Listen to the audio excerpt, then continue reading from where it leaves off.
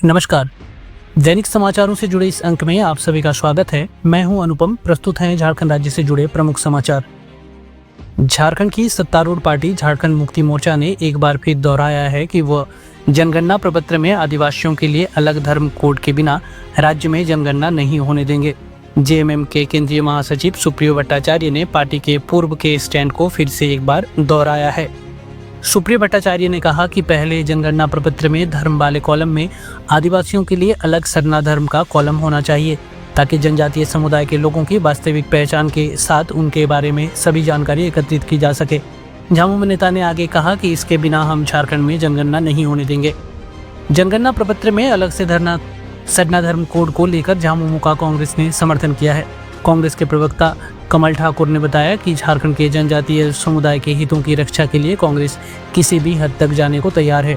प्रदेश प्रवक्ता ने कहा कि यह संभव है कि अलग अलग राज्यों में आदिवासियों के लिए सरना या अलग धर्म हो सकता है, लेकिन केंद्र सरकार को जनगणना प्रपत्र में अलग आदिवासी या सरना धर्म कोड का ऑप्शन देना चाहिए, ताकि जनजातीय समुदाय की पहचान कायम रहे।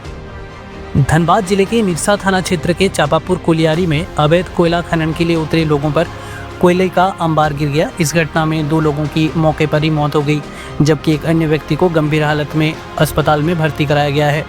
स्थानीय लोगों के अनुसार मलबे में 5-6 मजदूरों की दबे होने की सूचना है। गौरतलब है कि कुछ ही दिन पहले धनबाद के बागबारा में एक खदान हादसा हुआ था, जिसमें 5 लोगों की मौत हो गई थी। स्थानीय लोगों का आरोप है कि क्षेत्र में कोयला चोरी धड़ल्ले से जारी है, जिसमें ईएसएल और बीसीसीएल को प्रतिदिन करोड़ों रुपए का चूना लगाया जा रहा है। कोलियारी में गार्ड और केंद्रीय सुरक्षा बल तैनात हैं, उसके बाद भी इतने बड़े पैमाने पर कोयला चोरी प्रशासन पर सवाल खड़े करती है। वहीं इस मामले को लेकर निरसा विधायक अरूप चटर्जी ने कहा है कि हर जगह अवैध उत्खनन हो रहा है। ये कोई नई बात नहीं है, लोग मर भी रहे हैं। सरकार और प्रशासन को इसे रोकना चाहिए और वैध उत्खनन पर जोर देना चाहिए। इतने बड़े पैमाने पर अवैध उत्खनन नहीं होना चाहिए।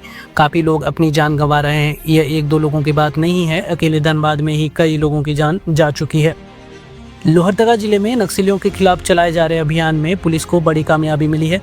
लोहरदगा पुलिस और एसएसबी की संयुक्त कार्रवाई में जेजेएमपी के कुख्यात नक्सली कलेश्वर खेरवार को गिरफ्तार किया गया है। गौरतलब है कि लंबे समय से अपराध की राह पर चल रहे नक्सली ने पहले पुलिस के समक्ष आत्मसमर्पण किया और फिर कुछ दिनों बाद नक्सली संगठन जेजेएमपी में शामिल हो गया। साल 2017 में आत्मसमर्पण करने के बाद भी वह भाकपा माओवादी के हार्डकोर नक्सली के रूप में सक्रिय रहा था। इसी साल जेजेएमपी उग्रवादी संगठन के साथ पुलिस की मुठभेड़ हुई, जिसमें वह शामिल भी था। दरअसल पेशरार थाना कांड संख्या 425 के मामले में यह कार्रवाई की गई है। जून 2025 में पुलिस और जेजेएमपी के साथ हुई मुठभेड़ के बाद से कलेश्वर फरार चल रहा था। गुप्त सूचना पर पुलिस ने कलेश्वर को उसके घर सदर थाना क्षेत्र के ब्राह्मणडिया से धर दबोचा। यह नक्सली पहले भाकपा माओवादी संगठन में सक्रिय था। इसने वर्ष 2017 में आत्मसमर्पण भी कर दिया था, लेकिन बाद में फिर से जेजेएमपी संगठन से जुड़ गया। गिरफ्तारी के दौरान पुलिस ने मौके से एक स्मार्टफोन, 4 सिम कार्ड, एक डायरी और संगठन का पर्चा बरामद किया है। एसडीपीओ वेदांत शंकर ने बताया कि गिरफ्तार नक्सली से संगठन के अन्य सदस्यों की जानकारी मिली है। आगे की कार्रवाई तेज कर दी गई है। फिलहाल कलेश्वर खेरवार को न्यायिक हिरासत में भेजा गया है। पुलिस को काफी लंबे समय से उसकी तलाश थी।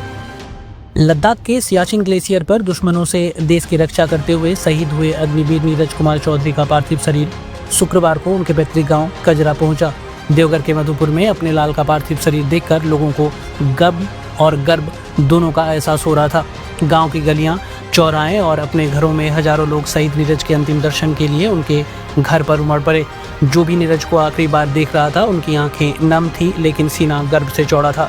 जब लोग तिरंगा यात्रा के साथ नीरज चौधरी के पार्थिव शरीर को अंतिम संस्कार के लिए जाने लगे, तो परिवार के लोग गमगीन हो गए। लोगों की भावनाओं को ध्यान में रखते हुए प्रशासन ने सुरक्षा के कड़े इंतजाम किए थे।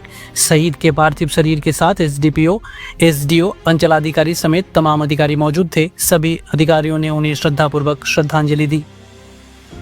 मुख्यमंत्री हेमंत सोरेन ने आज झारखंड मंत्रालय में नगर विकास एवं आवास विभाग के अंतर्गत विभिन्न पदों पर चयनित 19 अभ्यर्थियों को नियुक्ति पत्र प्रदान किए। नगर विकास एवं पर्यटन मंत्री सुदीव्य कुमार की उपस्थिति में आयोजित इस कार्यक्रम में मुख्यमंत्री ने झारखंड पर्यटन एवं झारखंड पर्यटन विकास निगम का लोगो एवं वेबसाइट तथा सांस्कृतिक दल प्रबंधन प्रणाली एप्लीकेशन का शुभारंभ किया। इस अवसर पर मुख्यमंत्री ने नवनियुक्त अभ्यर्थियों को बधाई एवं शुभकामनाएं दी। झारखंड मंत्रालय में आयोजित नियुक्ति पत्र वितरण समारोह में कुल 19 अभ्यर्थियों को नियुक्ति पत्र सौंपे गए, जिसमें गार्डन अधीक्षक से लेकर सैनिटरी एंड फूड इंस्पेक्टर, राजस्व निरीक्षक, सैनिटरी सुपरवाइजर जैसे पद शामिल थे। इन पदों पर कड़ी मेहनत के बाद नियुक्ति पत्र पाने वाले अभ्यर्थियों के चेहरे खिले हुए थे। उन्होंने इसके लिए मुख्यमंत्री हेमंत सोरेन का आभार व्यक्त किया और कहा कि वे उन्हें दी गई जिम्मेदारी को पूरी ईमानदारी से निभाएंगे। हजारीबाग में खुद को एंटी करप्शन ब्यूरो का पदाधिकारी बताकर ग्रामीणों से पैसे ऐंठने वाले 4 आरोपियों को हजारीबाग पुलिस ने गिरफ्तार कर लिया है। पुलिस ने आरोपियों के पास से डुप्लीकेट आई कार्ड, 4 जोड़े जूते और नंबर प्लेट एवं एंटी करप्शन ब्यूरो लिखा हुआ एक वाहन जब्त किया है। इसकी पुष्टि एडिशनल एसपी अमित आनंद ने की है।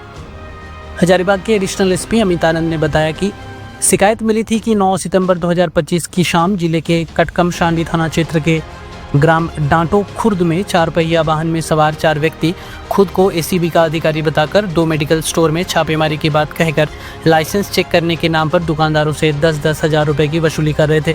आरोपियों ने फॉर्मल कपड़े पहन रखे थे, गले में नकली पहचान पत्र और पुलिस की तरह पैरों में लाल जूते थे। साथ ही आरोपियों की गाड़ी पर एंटी करप्शन ब्यूरो का बोर्ड भी लगा हुआ था। ग्रामीणों को शक होने पर उन्होंने वाहन को रोककर कटकमसांडी थाना को सूचना दी। जानकारी मिलने के बाद मौके पर पुलिस पहुंची और आरोपियों से पूछताछ की। इस दौरान पुलिस ने चारों आरोपियों को गिरफ्तार कर लिया। साथ ही मौके से 4 पहिया वाहन, फर्जी बोर्ड, 4 नकली आईडी कार्ड, 4 जोड़ी जूते, 1 मुहर और 2500 रुपये नगद बरामद किए गए हैं। इसी के साथ एडिशनल एसपी ने यह भी बताया कि पूछताछ में चारों आरोपियों ने अपना जुर्म स्वीकार कर लिया है। हजारीबाग एडिशनल एसपी अमित कुमार ने यह भी कहा कि आरोपियों के खिलाफ प्राथमिकी दर्ज कर ली गई है और न्यायिक हिरासत में भेजने की तैयारी की जा रही है। 11 सितंबर को देश भर में वन शहीद दिवस मनाया जाता है। 2013 से शुरू हुई परंपरा आज भी कायम है। झारखंड में पहली बार गुरुवार को वन शहीद दिवस मनाया गया। इस दौरान शहीद वन कर्मियों को याद किया गया। पलामू टाइगर रिजर्व में पहली बार वन शहीद दिवस का आयोजन हुआ, जिसमें शहीद वेदी को सलामी दी गई और अधिकारियों ने श्रद्धांजलि अर्पित की। PCCF wildlife Paritosh Upadhyay ने पहले शहीद वन कर्मियों की श्रद्धांजलि दी और सलामी भी दी। इस दौरान वन विभाग के कई शीर्ष अधिकारी मौजूद थे। दरअसल पलामू टाइगर रिजर्व नक्सल प्रभावित क्षेत्र रहा है। 2.5 दशक में 12 वनकर्मी शहीद हुए हैं, जबकि एक वनकर्मी पलामू टाइगर रिजर्व के गठन से पहले शहीद हुए थे। माओवादियों का ट्रेनिंग सेंटर बूढ़ा पहाड़ भी पलामू टाइगर रिजर्व के ही अंतर्गत आता है।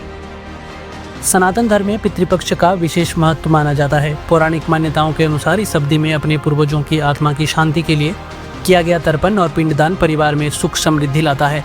7 सितंबर शुक्ल पक्ष पूर्णिमा से आरंभ हुए पितृपक्ष में देवघर में श्रद्धालुओं की भीड़ उमड़ रही है। लोग शिवगंगा में स्नान कर अपने पूर्वजों के लिए पिंडदान और तर्पण कर रहे हैं। गौरतलब है कि 16 दिन के इस कालखंड में सिर्फ झारखंड ही नहीं, बिहार, बंगाल, उड़ीसा और यूपी से भी लोग देवघर आते हैं और अपने पूर्वजों की आत्मा की शांति के लिए कर्मकांड करते हैं।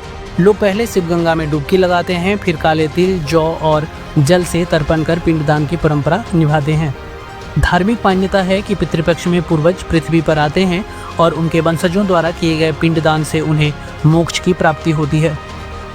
देवघर के शिवगंगा को छोटी गंगा भी कहा जाता है। मान्यता है कि भगवान शिव से जुड़े इस सरोवर में स्नान कर पिंडदान करने से पूर्वजों की आत्मा को शांति मिलती है और परिवार पर भोलेनाथ का आशीर्वाद बना रहता है। श्रद्धालुओं का कहना है कि जो लोग गया जी या काशी नहीं जा पाते, वे सच्ची आस्था से देवघर के शिवगंगा में पिंडदान करें तो उन्हें भी पूर्वजों का आशीर्वाद प्राप्त होता है। ये थे झारखंड राज्य से जुड़े प्रमुख समाचार। आप ये जानकारी हमारे YouTube चैनल अनुपम क्रिएशन से प्राप्त कर रहे हैं। अगर आप चैनल पर नए हैं तो आपसे अनुरोध है कि चैनल को सब्सक्राइब करें और बेल आइकन को प्रेस करें ताकि इस तरह के सभी अपडेट्स आपको तुरंत प्राप्त हो सके।